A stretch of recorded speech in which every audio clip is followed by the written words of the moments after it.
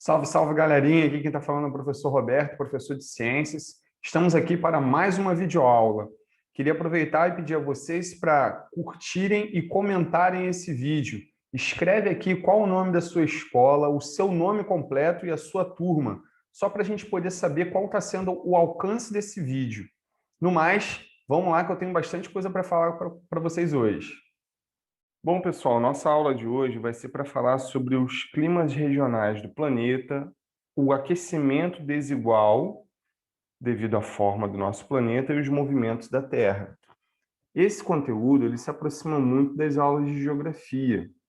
Lá vocês encontram o conteúdo de zonas climáticas da Terra e que fala também sobre as linhas imaginárias do nosso planeta. Na tela, eu trago duas imagens para vocês.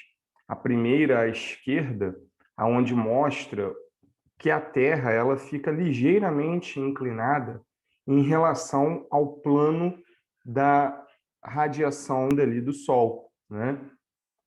Isso quer dizer que os raios solares eles não incidem sobre a Terra de forma igual. Existem regiões que recebem mais ou menos incidência desses raios solares e isso muda no decorrer dos meses do ano, porque vai havendo uma movimentação do planeta, né? O planeta ele vai mudando de posição e aí essas regiões de incidência dos raios solares também vão sofrendo alteração. Ainda nessa tela à esquerda, a gente consegue observar as 5 linhas paralelas, né, imaginárias, né? O Círculo Polar Ártico, o Trópico de Câncer, a linha do Equador, o Trópico de Capricórnio e o Círculo Polar Antártico, né? São as 5 linhas, 5 paralelos imaginários aí no globo terrestre. À direita, eu tenho essas regiões de zonas climáticas, né, chamadas de zonas climáticas, identificadas e que tem como referência justamente essas linhas imaginárias. Então, a gente tem as regiões de zona polar. Então, a gente, como tem 2 polos, nós vamos ter a zona polar ártica e a zona polar antártica. A gente tem entre as linhas do círculo polar e as linhas de trópico, né, o espaço entre essas duas linhas, a do círculo polar e a do trópico, fica o que a gente chama de zona temperada. E aí eu vou ter a zona temperada do norte, que fica para o hemisfério norte do planeta, e a zona temperada do sul, que fica para o hemisfério sul. Na região entre trópicos, né, entre o Trópico de Câncer e o Trópico de Capricórnio, passando pela linha do Equador, a gente tem a região conhecida como zona tropical. E tudo isso vai influenciar demais na questão dos climas que vão ocorrer no nosso planeta, tá?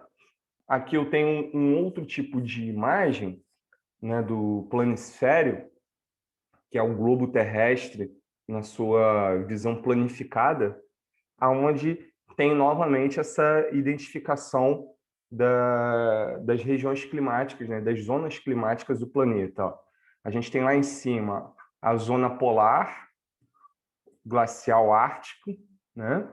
A zona temperada do norte, a zona tropical, ali naquela região, como eu disse para vocês, entre os trópicos, né, passando pelo Equador. Observa que o Brasil ele está predominantemente nessa região. E a gente tem a zona temperada do sul e a zona polar glacial antártica. Tá? E no canto inferior à direita, um mapa do Brasil com os climas que predominam no nosso país. A gente tem ali uma região de clima equatorial, porque são regiões que estão mais próximas ali da linha do Equador, né? A linha do Equador está cortando mais ou menos aqui assim. A gente tem as regiões tropicais, de clima tropical, regiões semiáridas, né, que são bem com baixa intensidade de volume de chuva, baixo volume de chuvas. A gente tem o clima subtropical, o tropical litorâneo e o tropical de altitude, que são regiões, né, marcadas aí por estarem bem acima do nível do mar.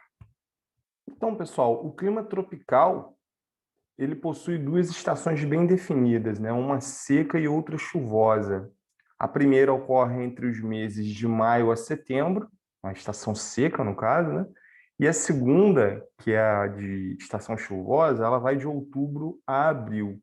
Os índices pluviométricos, ou seja, a quantidade de chuva, giram em torno de 1.000 a 2.000 milímetros. Isso é bastante chuva, tá, pessoal?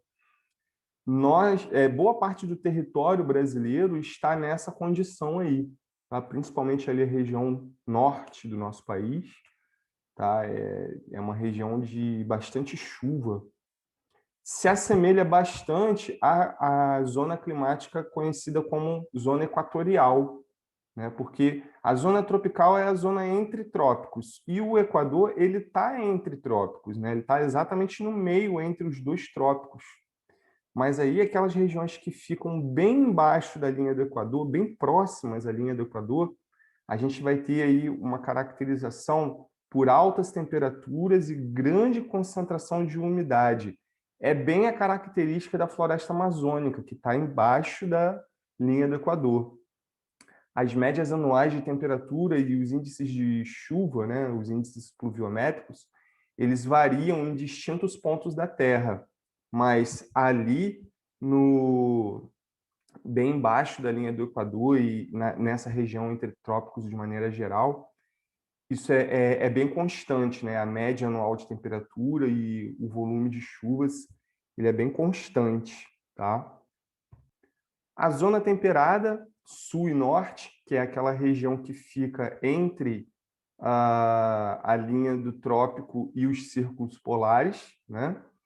Então, a gente tem ali que essa zona temperada fica localizada entre o Trópico de Câncer e o Círculo Polar Ártico, isso no hemisfério norte, e entre o Trópico de Capricórnio e o Círculo Polar Antártico no hemisfério sul. Então, a gente tem um pedacinho do Brasil nessa região aqui, ó, tá? Entre o Trópico de Capricórnio e o Círculo Polar Antártico, um pedacinho. A região sul ali do nosso país está nessa faixa aqui. Então, portanto, são latitudes médias e eles recebem incidência de raios solares de forma mais direta no verão e mais inclinada no inverno. Essa particularidade provoca 4 estações do ano bem definidas, cada qual com suas especificidades. Enquanto é inverno no norte, é verão no sul. São típicos dessa faixa os climas frio, temperado, subtropical e o mediterrâneo. Então, são regiões de climas mais amenos, né? São regiões mais com clima mais agradável, não é tão quente. A gente está nessa época do ano, a gente está passando exatamente nesse momento. Eu estou gravando esse vídeo aqui, a gente está passando por uma frente fria muito intensa, né? Que ontem chegou a nevar em 13 cidades da região sul do nosso país. Então, a gente está passando por um período de baixíssimas temperaturas e lá, como já é uma região que tende a ter temperaturas mais baixas naturalmente, com essa massa de ar frio que está aí, a gente ainda está tendo temperaturas mais baixas. Na Serra Catarinense, ontem, deu -8 graus. Então, quer dizer, é bem frio lá, né? Na zona glacial ártica e antártica, também chamadas de zonas polares, são as regiões do polo, né? Polo Norte e Polo Sul. A gente vai ter as regiões com as menores temperaturas do planeta. Por quê? Porque são as que recebem menor intensidade de raios solares. Graças aos solstícios, o que são solstícios, pessoal? Solstício é um termo utilizado na astronomia para marcar o início de maior incidência dos raios solares, seja no hemisfério norte, seja no hemisfério sul. Então, o solstício marca o início de maior incidência de raios solares durante uma parte do ano, tá? Então, olha ali o que está escrito. Graças aos solstícios, durante parte do ano é totalmente noite nessas áreas, o que contribui para diminuir ainda mais as médias de temperatura. O que está dizendo nesse ponto?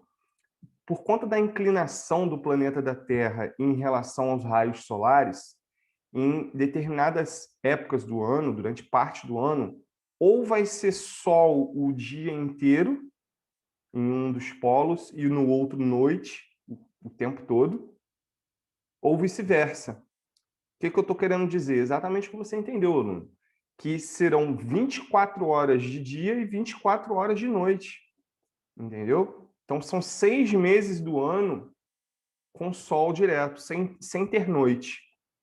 E no outro polo é o contrário, 6 meses do ano só com noite, sem ter dia. Isso por conta da inclinação do eixo da Terra em relação aos raios solares e também por conta dos solstícios. Tá? As zonas glaciais abrangem todas as regiões situadas ao norte do Círculo Polar Ártico e ao sul do Círculo Polar Antártico, porque são 2 círculos polares, né? Um no Polo Norte e outro no Polo Sul. E aí o que que acontece?